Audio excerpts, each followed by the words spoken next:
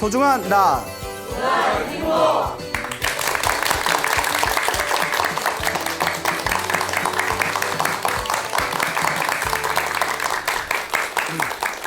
예, 만나서 반갑습니다. 예, 광우 스님이라고 합니다. 우리 불자의 가장 기본은 기도하는 삶입니다. 그래서 불교에는 수많은 기도법이 있죠. 뭐 절을 하는 절 기도법이 있고요. 염불을 하는 염불 기도법이 있고, 또 이제 주문을 외우는 주력 수행법이 있고, 뭐 경전을 독경하거나 부처님의 경전에 베껴 쓰는 뭐 경전 독경이나 사경 기도법이 있습니다. 그래서 우리 주변의 불자분들을 보면 기도를 굉장히 열심히 많이 하시는 분들이 어떤 부처님과 보살님들의 그런 가피를 입으신 분들이 굉장히 많습니다. 제가 아는 어느 노보살님이 계시는데요. 이 노보살님이 평생 절에 다니면서 이제 기도를 많이 하신 그런 보살님이 계시는데, 그분이 이제 큰 딸이 한 분 계시는데, 그 따님이 나이가 들으셔서 아이를 가지셨답니다. 예, 그래서 이제 늦게 늑둥이를 가졌는데, 원래 좀 노산이 위험하다는 얘기 있지 않습니까? 네. 노산이 위험하다라는 얘기가 있는데, 근데 요새 현대인들은 또 워낙 잘 먹고 또 이렇게 건강 관리를 잘해서 노산의 위험성이 옛날보다는 많이 줄어들었지만, 요 늦게 아이를 가진 요 따님이 조금 일을 좀 과로를 했더니 이게 몸에 노산의 위험이 좀 커졌나 봅니다. 이분이 이제 아이를 낳았는데 출혈을 너무 심하게 해버렸대요.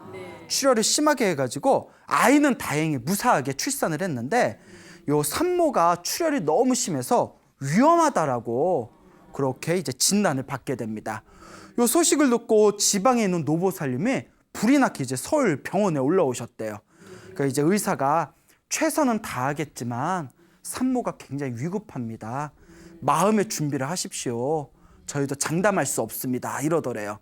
보통 의사들이 수술 들어가기 전에 그렇게 좀 긍정적인 말을 하지 부정적인 얘기를 잘 안 하거든요. 근데 그만큼 위급한 상황이니까 마음 준비를 해라.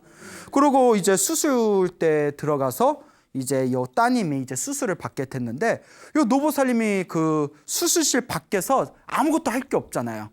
오로지 기도를 했대요. 의자에 앉아서 그냥 간절하게 관세음보살님, 지장보살님, 제발 우리 딸 좀 살려주십시오. 관세음보살님, 지장보살님, 제발 우리 딸 좀 살려주십시오라고 간절하게 기도를 했답니다. 근데 사람이 간절하고 뭔가 힘든 일이 있고 위급할수록 그 정신 집중, 정신 통일이 더 잘 되거든요. 네, 그런 경험 있으시죠? 네. 없는 것 같은데. 표정. 하여튼 뭔가 간절하게 이렇게 기도를 하니까, 그러니까 기도하다가 이분이 그 시간 가는 줄 모르게 관세음보살, 지장보살, 우리 딸 좀 살려주십시오 하다가 깜빡 잠이 들었대요. 그래서 비몽사몽이었는데 수술대에 딸이 이렇게 누워있더랍니다. 근데 수술대에 누워있는 자기 딸 머리맡에 관세음보살님이 이렇게 서 계시더래요.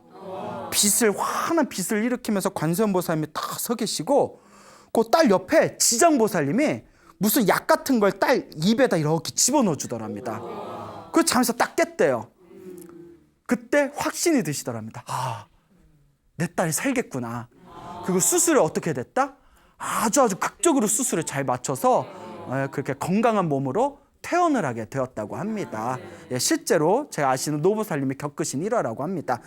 이런 이야기 들으면 정말 불보살님이 기도가 정말 이게 효험이 없다, 불보살님이 없다라는 말 못할 것 같아요. 그렇죠? 예, 정말 그런 어떤 경험을 하신 분들이 많죠. 이와 비슷한 또 이야기가 있습니다. 어느 가정주부로 활동하고 계시는 어느 보살님이 계시는데, 그분이 20년 전에 집에 큰 화재를 겪었답니다. 그래서 이제 잠을 자고 있는데 그 집에서 방에서 막 그 독한 연기 냄새가 막 이렇게 흘러내려오더래요. 깜짝 놀라가지고 숨이 컥컥 막히니까 문을 열어봤더니 막 집에 막 불이 활활 타오르고 있더래요. 얼마나 무서웠겠어요. 그래서 집안 식구들이 이렇게 탈출을 했는데, 그만 그 화재로 인해서 나이 드신 아버지가 일찍 돌아가셨대요. 그리고 어머니가 친정어머니가 살긴 사셨는데 중환자실에 입원할 정도로 중태에 빠지셨다고 합니다. 그러니까 어쨌거나 아버지는 세상을 떠나시고 화재로 인해서 어머니는 이제 중환자실에 누워 계시니까 도무지 자기가 또 할 게 없더랍니다. 이럴 때 우리는 무엇에 의지하게 될까요? 기도에 의지하게 되죠. 그래서 항상 어머니 중환자실에서 누워있는 어머니 앞에서 간절하게 이렇게 기도를 하면서 천수경을 읽고 관세음보살을 부르면서 관세음보살님, 부처님 제발 우리 어머님 편안하게 해주십시오 하고 간절하게 기도를 했답니다. 기도하고 또 기도를 하는데 또 깜빡 잠이 들었대요. 예, 꼭 잠이 들어야만 나타나. 예, 그것도. 그래서 이제 깜빡 잠이 들었는데 꿈에서 관세음보살님이 나타나시더래요. 관세음보살님이 딱 나타나시더니 이렇게 물이 들어있는 병을 자기한테 이렇게 주더랍니다. 물이 들어있는 병을 딱 주길래 병을 딱 받아가지고 꿈에서 그 병에 든 그 물을 누구에게 드렸다? 엄마한테. 누워있는 엄마 입에다가 이렇게 흘려드렸대요, 자기가. 그리고 잠에서 딱 깼는데 너무나 마음이 편안하더랍니다. 근데 희한한 게 그 꿈을 꾸고 나서 어머니 상태가 어떻게 됐다? 예, 급속도로 호전이 됐답니다. 그 어머니가 나중에 중환자실에서 일반 회복실로 옮기시게 되었다.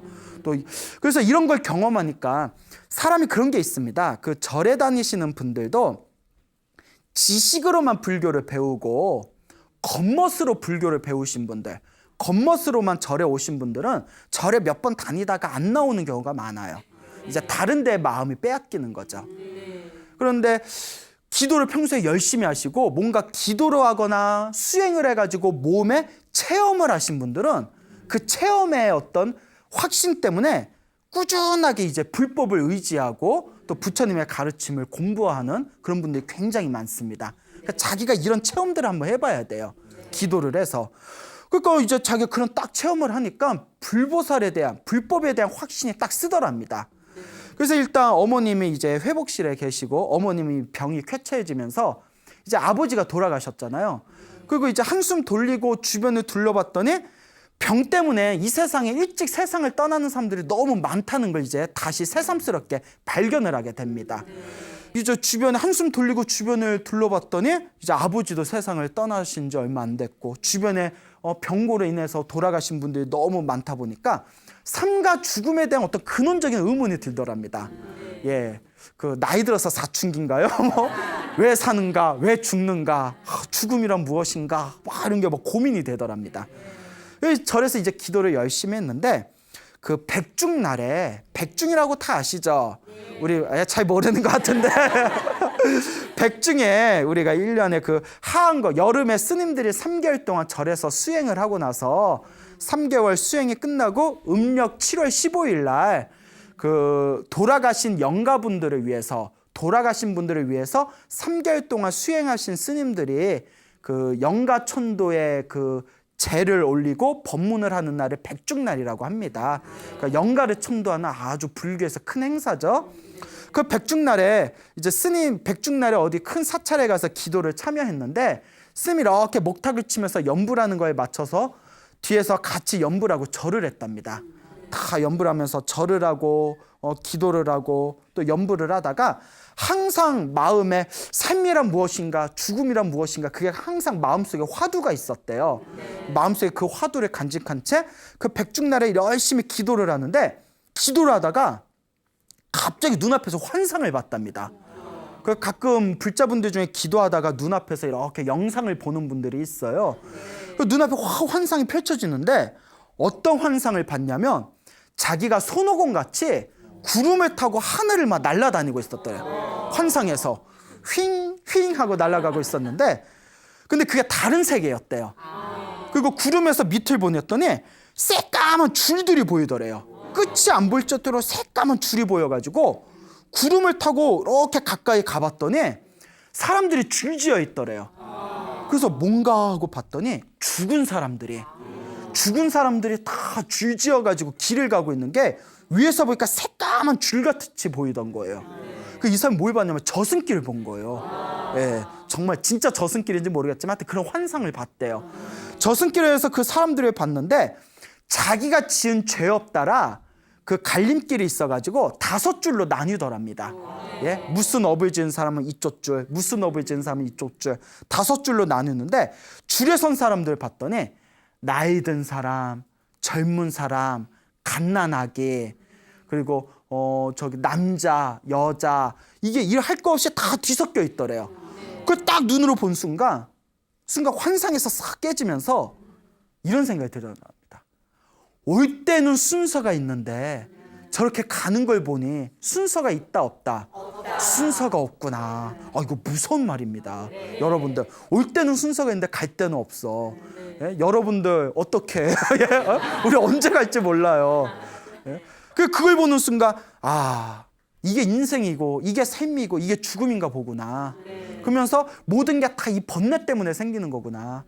내가 언제 죽을지도 모르는데 왜 이렇게 삶의 욕망에 연연하는가. 그러면서 그 마음의 화두가 싹 풀려나갑니다. 뭔가 가피를 받은 거죠. 그때부터는 마음에 다 이렇게 자기의 중심을 잡고 열심히 기도를 하셨는데, 그렇게 부처님의 가르침을 의지하면서 기도를 하면서 이분이 굉장히 큰 마음의 위안과 의지와 또 행복을 느끼게 되신 그런 불자님의 이야기가 있습니다. 그러니까 우리가 살아가면서 사실 화재를 겪거나 어떤 사고를 겪으면 얼마나 가슴 아픈 일입니까? 근데 그 속에서도 좌절하지 않고, 만약에 그 보살님이 아이고 우리가 그래도 옛날부터 불자 집안이었는데 부처님이 이런 것도 안 도와주나 해가지고 기도 자체를 안 했더라면, 이분이 그 어머니가 중환자실에 있을 때 관세음 보살님이 꿈에서 그 물이 든 병을 준 그런 가피의 꿈을 꿀 수도 없었을 것이고, 또 백중 기도날에 염불하고 기도하면서 그 죽은 그 저승길의 사람들을 보면서 내가 마음을 다시 중심을 잡고 이제 정말 제대로 수행해야 되겠다라는 마음을 일으키기 어렵지 않았겠습니까? 그렇기 때문에 우리가 살아가면서 일어나는 어떤 곤란한 일, 어떤 좋지 못한 일, 어떤 나쁜 일을 겪었을 때 나보고 수행하고 공부하라고 신호가 오는 것이다 라고 마음으로 되새길 줄을 알아야 됩니다.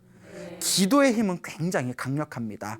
우리가 살아가면서 힘들고 어렵고 괴로운 일을 당했을 때 열심히 기도하신 분들이 분명히 그에 따른 어떤 불보살님의 미묘한 가피를 실제로 받은 분들이 많습니다. 그러니까 여러분들 살아가면서 힘들고 괴로운 일들이 없으셔야 되겠지만 없으니까 더 열심히 기도해야 되는 겁니다. 알겠죠? 예, 내가 지은 업장을 조금이라도 소멸해야 앞으로 오는 불행이 있으면 그걸 조금이라도 소멸시킬 수가 있고, 혹은 기도를 통해서 행복한 삶을 살 수 있는 나의 선업을 짓게 된다라는 것을 명심하셔야 됩니다. 그러니까 열심히 기도하시기 바랍니다. 오래전에 지금으로부터 50년 전쯤에 세상을 떠나신 통도사의 구화 큰 스님이라는 분이 계셨습니다. 구화 스님. 이분께서 50년 전, 50년 전에 이제 세상을 떠나셨는데 90을 넘게 사셨어요. 90을 넘게 사셨는데 그 돌아가시는 그날까지도 굉장히 기억력이 좋으시고 몸이 아주 건강하셨다고 합니다. 근데 이 구화 스님께서 이제 일제 강점기 시대에 통도사 주지를 이제 사셨는데, 이 구화 스님이 역사적인 기록에 의하면 엄청난 친일 행각을 벌이셨대요. 그래서 우리나라의 조선 총독부에 데라우찌 총독인가 엄청난 절친이었답니다. 거의 의형제에 가까운 절친이었고, 그렇게 기생집에 가는 걸 좋아하셨대요. 그렇게 웬 스님이 기생을 좋아해? 예? 그 기생집에 가는 걸 그렇게 좋아하셨고, 예? 기생충 잡으러 가셨나? 예? 그러니까 너 무리수였나요? 네. 그래요. 그리고 그 통도사가 옛날에도 그렇고 지금도 그렇지만 어마어마한 그렇게 이제 논밭을 소유하고 있는 우리나라에서 첫째, 둘째 손가락이라면 설화할 정도로 큰 절이거든요. 그 통도사에서 어마어마한 돈의 공금을 횡령해가지고 그게 또 막 발각되고, 그게 이제 아주 파란만장하셨던 스님입니다.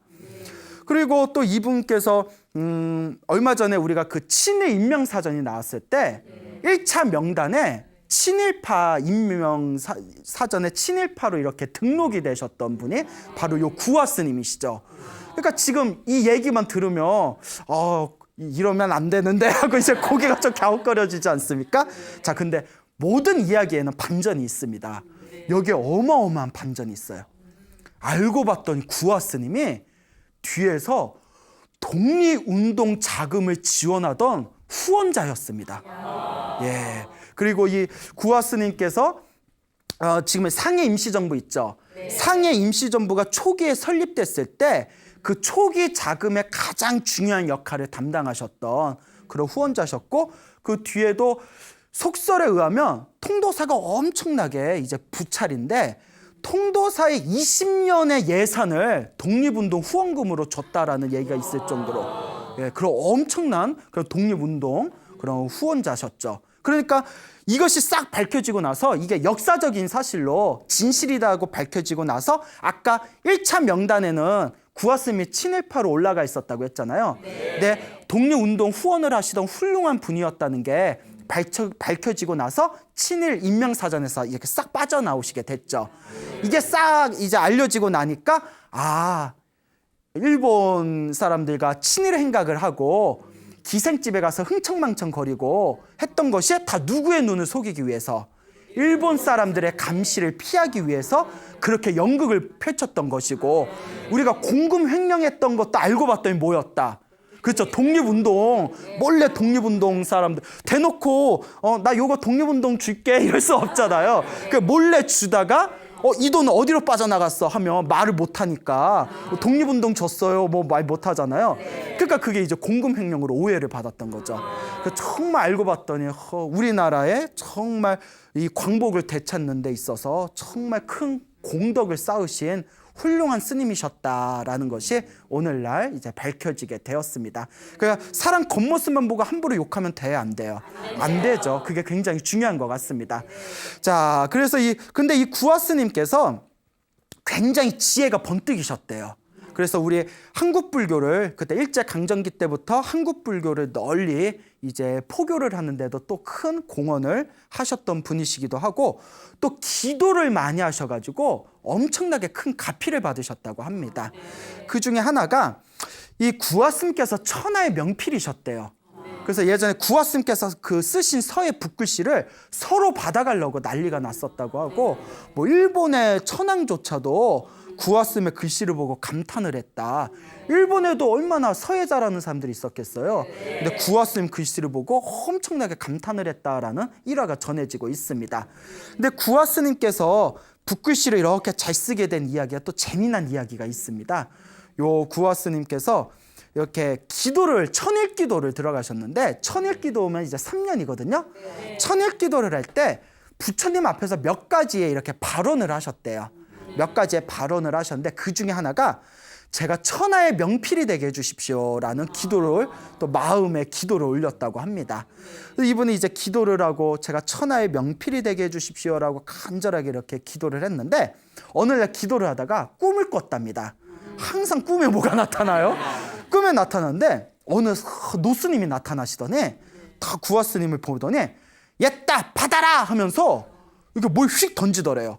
그래서 뭔가 하고 딱 받았더니 뭐였을까요? 부케? 우리 부케 아니죠? 예? 붓을 받았답니다. 붓을. 얘따 받아라 해서 붓을 딱 받는 꿈을 꾸고 잠에서 딱 깼는데, 그대로 연습도 많이 하셨지만 그대로 딱 붓만 잡았다 하면 마치 그냥 뭐 붓에 신이 들린 것 마냥 그냥 신필이라고 해가지고 그냥 붓글씨가 촥촥촥 나오셔서 지금도 많은 서예가들 사이에서 구하 스님 글씨가 아주 그냥 뛰어나고 유려하고 기교가 화려하다라는 평가를 받는다고 합니다. 그래서 구하 스님께서 이제 90이 넘게 사셨는데, 여기 이제 BTN 이제 무상사 회장 성우 회장 스님께서 그 당시 젊었을 적에 구하 스님이 입적하셨을 때 당신이 직접 그거 이렇게 가셔서 그 시신을 보셨답니다. 임종하신 몸을 이렇게 보셨는데 너무나 사람 시체라는 게 느껴지지가 않을 정도로 애기같이 살짝 미소를 살짝 지으면서 옅은 미소를 짓고 아주 편안하고 앳된 애기가 자는 것처럼 편안하게 누워 계시더랍니다. 그 당신을 이렇게 보시고, 그래서 수행을 많이 하신 스님들은 이렇게 가실 때 이렇게 맑고 편안하게 가시는구나, 이런 걸 이제 우리가 느껴볼 수가 있겠죠. 그러니까 여러분, 우리가 웰다잉 하지 않습니까? 그래서 우리가 죽을 때 잘 죽어야 된다 하는데, 잘 죽는 가장 좋은 방법은 기도를 많이 하는 겁니다. 죽는 그 순간에도 내가 염불을 하겠다는 마음으로. 그래서 실제로 우리 불교에서는 살아생전에 기도를 많이 하고 염불을 많이 하신 분들이 돌아가실 때 편하게 돌아가신다라는 얘기가 옛날부터 있었어요. 그 중국 명나라 시대 때인가요? 감산이라는 법명을 가지신 큰 스님이 계셨습니다. 감산 스님 하면 아주 유명한 큰 스님이신데, 감산 스님이 어렸을 적에 옆집에 할머니가 계셨는데, 할머니가 아침에 눈을 뜨면 저녁에 잠들 때까지 항상 입으로 뭘 중얼중얼 거리시더래요. 그래서 할머니 맨날 뭘 그렇게 중얼중얼거리세요 하고 감산 스님이 어렸을 때 이웃집 할머니한테 물어보니까 염불하고 있다 이러더래요. 할머니, 염불하면 뭐가 좋아요? 이러니까 왜 염불을 하세요? 하니까 할머니 하시는 말씀이, 내 남편이 할아버지가 살아생전에 염불을 많이 했다. 염불을 많이 했는데 내가 영감 보고 듣기 싫게 왜 자꾸 염불을 그렇게 하냐 했더니, 염불을 하면 죽을 때 곱게 간대 하면서 염불을 열심히 했는데 정말 우리 할아버지가 세상을 떠날 때 그렇게 편하고 그렇게 이제 아주 곱게 세상을 떠났다. 그걸 보고 내가 마음에 감동이 느껴져서 나도 갈 때 편하게 가려고 지금 염불을 한다. 이렇게 이제 얘기를 하더랍니다. 아니나 다를까 몇 년 후에 그 감산스님의 이웃집에 있는 할머니가 세상을 떠나셨는데 아주 편안하게 맑고 곱게 세상을 떠나셨다라는 그런 이야기가 전해지고 있습니다. 여러분, 우리가 잘 죽으려면 무엇을 열심히 하자? 기도를 열심히 하자, 염불을 열심히 하자라는 것을 기억해 둘 필요가 있습니다. 근데 어르신들이 그러시더라고요. 스님, 제가 이제 뭘 바라겠습니까? 죽을 때 그냥 자손들 걱정 안 끼치고 편하게 죽는 게, 곱게 죽는 게 제 소원입니다 라고 말씀하시는 노보살님들이 의외로 많으세요. 여러분들도 그런 생각 드시죠? 그리고 우리 스님들도 제가 처가 있어요, 자식이 있어요. 몸뚱아리 하나인데 저 이제 나이 들고 이제 죽을 때 옆에 누가 있겠습니까? 오로지 부처님을 의지하고 열심히 염불하는 게 스님으로서 이 세상을 잘 떠날 수 있는 좋은 방법이겠구나라는 생각을 해볼 때가 있습니다. 그러니까 기도를 열심히 합시다. 알겠죠? 네. 자, 그래서 이 구화 스님이 꿈에서 이제 붓을 받은 이야기, 요걸 이제 해드렸는데, 참 재미난 이야기다. 전설 따라 삼천리 이야기 속으로 토요 미스테리 극장 이런 이야기인가 보다, 이런 생각이 들 수도 있겠지만 정말 주변에 이와 같은 경험을 하신 분들이 의외로 있어요. 이게 절대 아니다 말을 못합니다. 지금도 생존하고 계신 분이고 지금도 활동하고 계시는 서예가가 계세요. 이분이 불자세요. 불자 서예가신데 이분께서 70년대에 원래 경찰이셨답니다. 경찰이셨는데 그냥 이렇게 어렸을 때부터 학교 다니다가 자연스럽게 경찰이 됐다가 결혼해서 애도 낳고 경찰로 근무를 하고 있는데, 마음 한구석에는 이게 아닌데 내가 이 길이 아닌 것 같은데, 이런 생각이 자꾸 들더랍니다.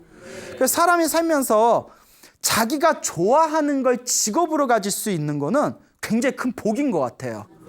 굉장히 큰 복인 것 같아요. 그렇죠. 그리고 보면 광우 스님 같은 경우에는 정말 이렇게 승려가 직업은 아니지만 단어로 표현하자면 정말 천직인 것 같아요. 전 너무 좋아요. 그냥 좋다고 합시다. 어쩌겠어요. 자, 이제 웃자가 말이고. 자, 근데 그분은 경찰로 있으면서도 이게 아닌데 그러다가 그분이 교통계에 계셨대요. 그래서 이제 거리에서 길에서 이렇게 교통정리 같은 것도 하고 하시다가, 저기 이제 그 건물인데 건물에 큰 간판에 서예 교실이라고 이렇게 써 있더래요. 그걸 보고 갑자기 가슴이 콩닥콩닥 뛰더랍니다. 생전 서예 같은 거 관심도 없었는데. 그러니까 이게 다 전생의 인연이에요. 무언가를 보고 내 가슴을 뛰게 하는 건요, 다 전생의 인연입니다. 그런데 중요한 게 있습니다. 전생에 복이 많은 사람은 자기가 하고 싶은 걸 선택해서 그걸 직업으로 삼았을 때 성공을 합니다. 근데 전생에 지어놓은 복이 없는 사람은 자기가 하고 싶은 걸 만나도 성공하기가 쉽다, 어렵다?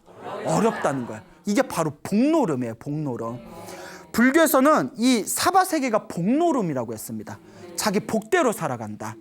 여러분이 살아가면서 일이 술술 잘 풀리면 그만큼 지어놓은 복이 많은 거예요. 여러분들이 살아가면서 자꾸 막힘이 있고 장애가 있으면 지어놓은 복이 없는 거예요. 그럼 어떻게 해야 되냐? 지금이라도 복을 지어야죠. 지금이라도 기도를 하고 복을 짓고 마음을 잘 써야죠.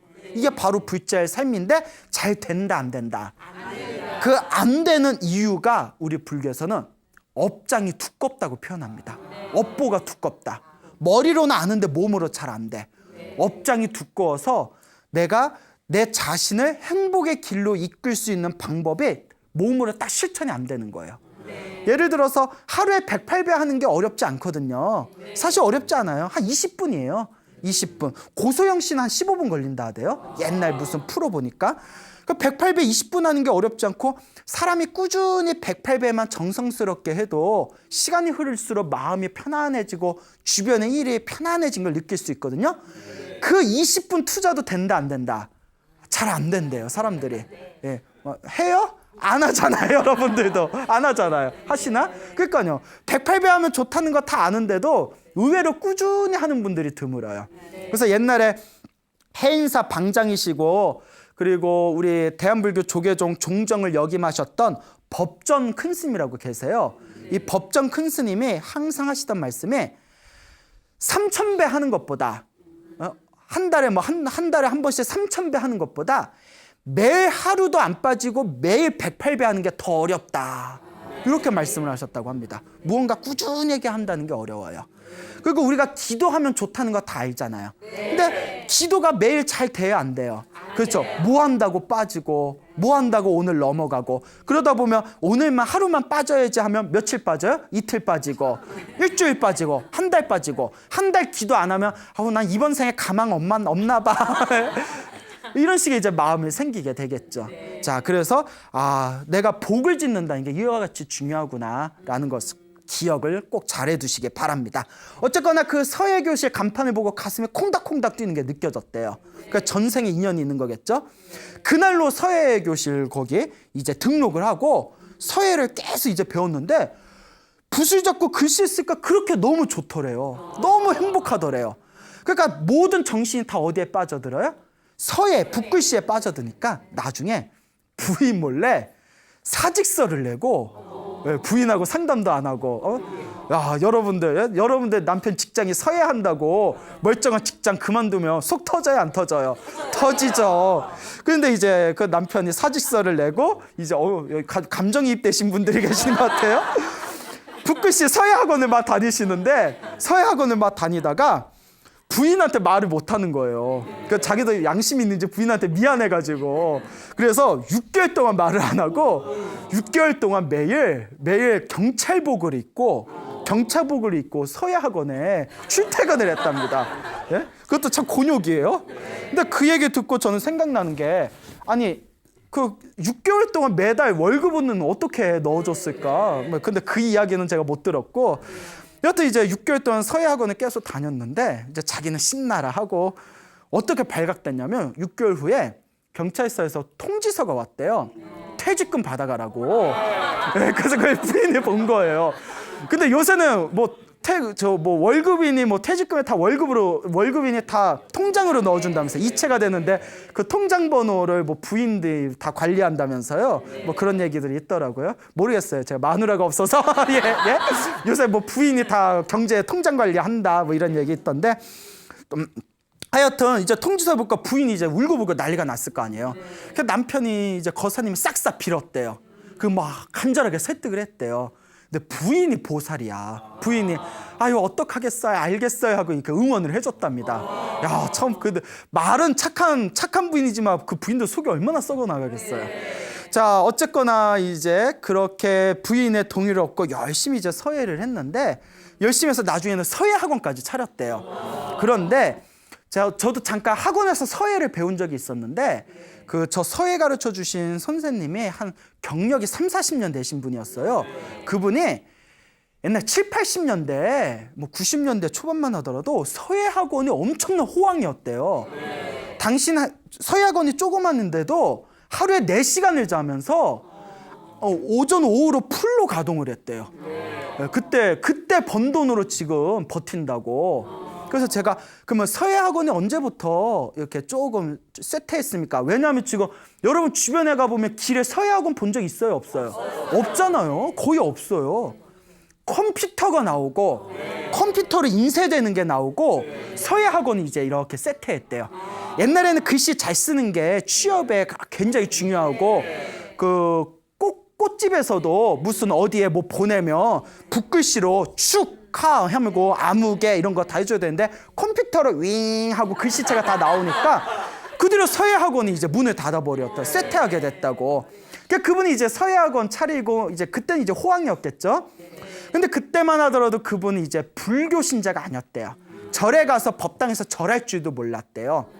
근데 아무리 봐도 전생의 인연이었던 것 같아요.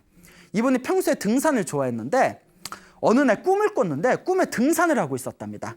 꿈에 이렇게 등산을 하고 있는데 갑자기 앞에 승복을 입은 이렇게 노스님이 나타나시더니 큰 이렇게 책 있잖아요. 큰 책을 자기한테 던지면서 얘따 이거 받고 이거나 열심히 써라 하고 책을 휙 던졌는데 책을 딱 받았는데 책이 얼마나 무거운지 자기가 뒤로 낮아빠지는 꿈을 꿨대요. 그래서 자면서 딱 깼는데 이게 무슨 꿈인지 뭔가 징조가 있는 무슨 어떤 무언가를 가리키는 꿈인 것 같은데 그게 가슴에 딱 걸려가지고 그날 밤을 꼬박 새웠답니다.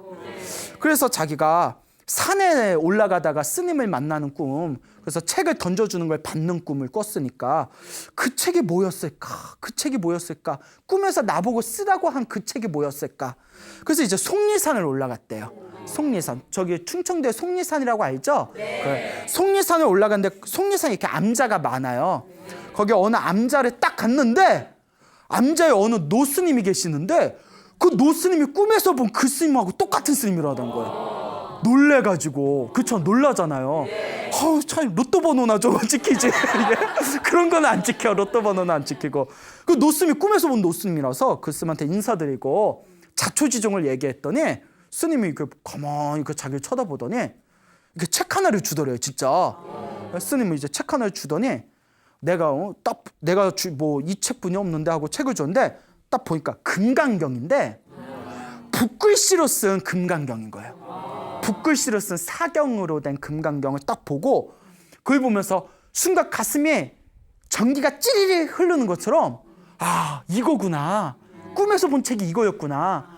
나고 평생 이걸 쓰란 뜻이구나. 그 뒤로 그분이 그 꿈을 꾸고 나서 완전히 불자가 됩니다. 그리고 이제 붓글씨를 쓸 때 부처님 경전을 이제 쓰기 시작해요. 부처님 경전을 쓰면서 근데 다른 글씨를 쓸 때는 느끼지 못하는 환희, 기쁨, 희열을 부처님 경전을 쓰면서 그 희열을 느끼게 됩니다. 야, 이렇게 좋은 거였구나. 부처님 가르침이 이렇게 좋구나. 이 정도면 정생에 인연이 있는 분이죠. 이렇게 쓰고 또 쓰다가 이제 이분이 부처님 경전을 쓰다 보니까 불교를 알아야 되잖아요. 그래서 불교 공부도 열심히 하게 되고 부처님의 경전을 바르게 제대로 쓰려면 먼저 나를 비워야 되는구나. 그리고 자기 자신을 낮추고 그리고 자기 자신을 비우기 위해서 절도 엄청나게 많이 하셨대요. 절도 엄청나게 많이 하시고 이제 그 부처님의 경전을 이렇게 쓰기 시작했는데 그 경전을 쓰면서 말로는 표현 못할 엄청난 가피나 영험을 많이 얻으셨답니다. 그 중에 하나가 당신이 글씨를 쓰는 그 화실에 쥐 한 마리가 들어왔대요. 그 쥐를 쫓으려고 하는데 그 쥐가 어디로 쏙 들어가는 바람에 결국 못 찾았대요. 쥐를. 거기에 막 물건도 많고 하니까. 그래서 며칠 후에 또 나타나겠지 하다가 이제 쥐가 화실에 있다는 걸 싹 잊어버리고 몇 개월이 지났대요. 6개월이 지나버렸는데 어느 날 당신이 쓰신 작품들 그 종이 작품들 모아놓은 그 창고방에 이렇게 어느 날 들어가 봤는데 깜짝 놀란 거예요. 쥐가 다 그 작품을 쏘아 먹은 거예요. 네? 근데 그거 글씨 다 작품들이잖아요. 평생의 어떤 그 당신의 그 작품들을 모아놓고 그것도 제일 잘된 작품들만 다 모아놨는데 쥐들이 다들 이거 쏘아 먹어버리니까 이거 어떡하나 하는데 그러니까 이제 하나하나 그것도 정리를 했을 거 아니에요. 쥐들이 많이 파먹은 건 버려야 되고 멀쩡한 건 좀 놓고. 근데 충격을 받았답니다. 쥐들이 막 그걸 파먹었는데 부처님 경전을 베낀 거는 하나도 건들질 않았대요. 자기가 놀랬대요. 쥐들이 뭐 글씨를 아나? 에? 야 먹자. 야야야 이거 부처님 경전이잖아. 이거는 이거 패스 뭐 이랬나? 야 쥐들도 알아보는구나. 그래서 믿음의 확신이 더 생겼대요. 야, 이거 묘한 거지 않습니까? 그 한 번은 또 이런 경험이 있었답니다. 당신 부인인데, 부인이 얼마나 착해요. 근데 부인이 있었는데 고혈압하고 당뇨가 너무 심해졌대요. 고혈압이 180이 되고 당뇨가 450선이에요. 450이 엄청 위험한 거잖아요. 그 병원에서 이제 난리가 났는데, 그래서 이제 자기 하나뿐이 없는 자기 이제 부인, 어떡하나 하다가 누가 삼삼을 먹이면 좋은데 이러더래요. 산삼이 뭐 산삼 캐기가 쉬운가요? 그래서 이분이 산삼이 좋다니까 너무나 부인에게 조금이라도 무언가 도움이 될까 싶어서 그냥 무턱대고 산삼에 대해서 자세히 나와 있는 산삼 컬러 사진이 되어 있는 책 하나를 사가지고 바로 산으로 올라갔대요. 가면서 이렇게 책 보면서 산삼인가 이렇게 올라갔는데, 그래서 갔는데 딱 봤더니 산삼하고 똑같이 보이는 풀이 있더래요. 근데 자기도 산삼이 이렇게 쉽게 발견되겠냐, 그렇잖아요. 책 하나 사고 올라갔는데 갑자기 똑같네. 그러니까 이제 자기도 믿겨지지가 않아서 에이 설마 그렇게 산삼이 쉽게 캐지겠어요? 그러면 산삼이 그렇게 쉽게 캐지면 그게 산삼이겠어요? 더덕이나 도라지지? 그래서 이렇게 옆에 쭈그리고 앉아서 사진을 한참 쳐다봤대요. 잎이 몇 개고 털이 어떻고 아무리 봐도 산삼이더래요. 희한하다. 근데 너무 쉽게 발견해서 자기도 도저히 이해가 믿음이 안 갔는데 컬러 사진하고 너무 똑같아가지고 일단 그걸 캤대요. 캐서 딱 내려갔는데 60년 된 진짜 산삼이었대요. 이야. 그래서 그걸 부인한테 먹였더니 부인이 몇 날 며칠 동안 잠만 자더래요. 밥도 안 먹고 그냥 물만 마시고 잠만 자더니 병원에 딱 갔으니까 며칠 만에 잠을 푹 자고 나서 고혈압하고 당뇨가 정상으로 돌아와 버렸답니다. 야, 이게 불보살의 가피 아니겠습니까? 그래서 저도 부처님한테, 부처님 저도 삼삼은 아니더라도 삼삼 찌끄레기라도 좀 발견하게 해주세요. 그 산에 가서 보면 저는 그 풀이 다 그 풀 같고, 저희 화계사에 있을 때 우리 저기 재무 스님이 스님 여기 풀 좀 뽑아, 요 풀 좀 뽑아 해서 이렇게 풀에 다 뽑았거든요. 뽑으라니까 전 또 시키면 잘해요. 뒤에서 뭐 화를 내시는 거예요. 왜 그러랬더니 풀 뽑으라 때 구절초래 다 뽑아놨다고. 내 눈에 다 풀이지 뭐 아나? 그래서 기껏 뽑아놨더니 또 화를 내고 그 뒤로 저한테 일 안 시키더라고요. 예, 예? 그러니까 이것도 걸리는 사람한테 걸려요. 예? 우리 같은 사람은 풀 뽑으라 했더니 구절초나 뽑고 있고, 그런 분들은 올라갔는데 산삼 캘려고 올라갔더니 눈앞에 뭐가 있어요? 산삼이 있고. 그래서 옛날 분들이 그런 얘기 했잖아요. 산삼은 발견하는 게 아니라 나타나는 것이다. 라는 그 신만이들의 명언이 있답니다. 그래서 신만이들이 굉장히 기도를 많이 한답니다. 산신 기도를. 제발 이제 그 약초 좀 캐게 해달라고. 이런 이야기 들어보면 정말 신기하지 않을 수가 없습니다.